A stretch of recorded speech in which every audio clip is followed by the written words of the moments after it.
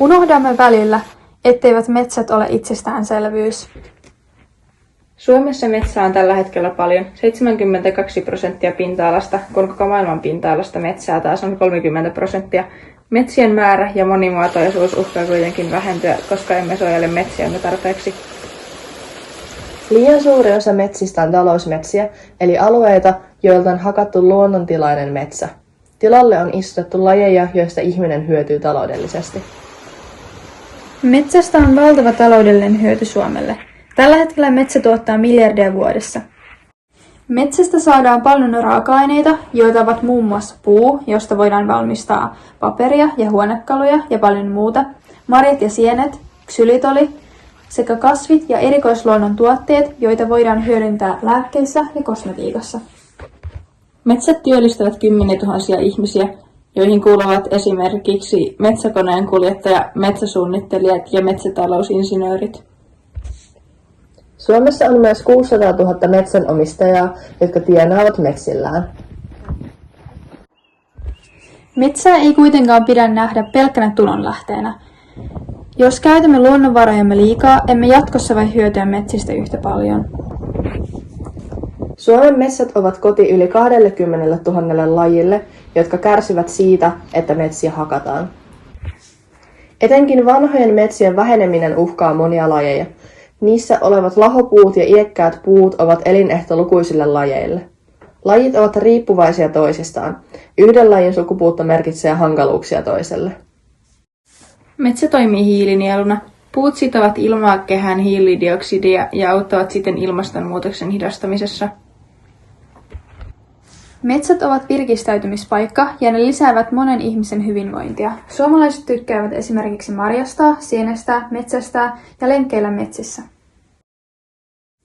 Metsä on ollut minulle aina hyvin tärkeä. Tykkään retkellä metsässä perheeni kanssa ja lenkkeillä koirani kanssa. Tykkään myös sienestää ja kerätä mustikoita ja puolukoita ja tehdä niissä erilaisia ruokia ja leivonnaisia.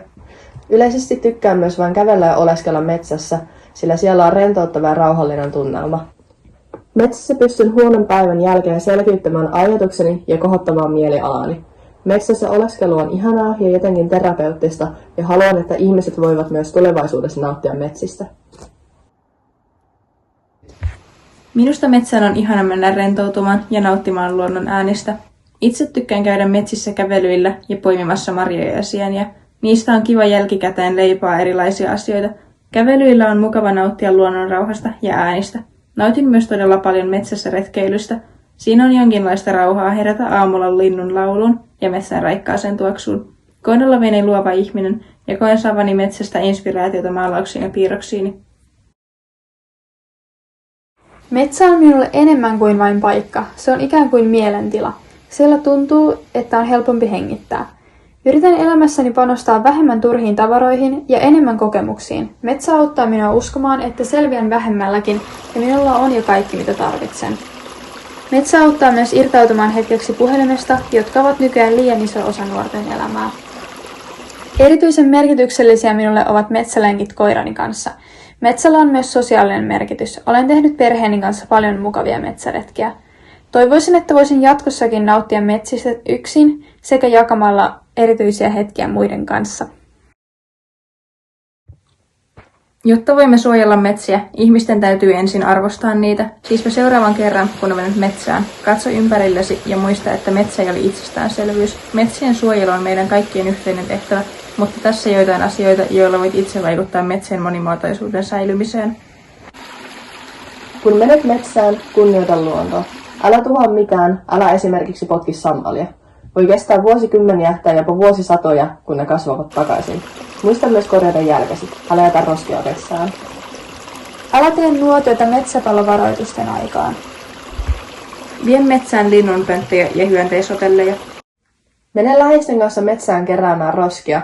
Niitä löytyy etenkin laavuilta. Tämä on myös mukava tapa viettää yhdessä aikaa ja samalla saa liikuntaa. Nauttikaa luonnosta. Pidetään yhdessä huolta metsistämme.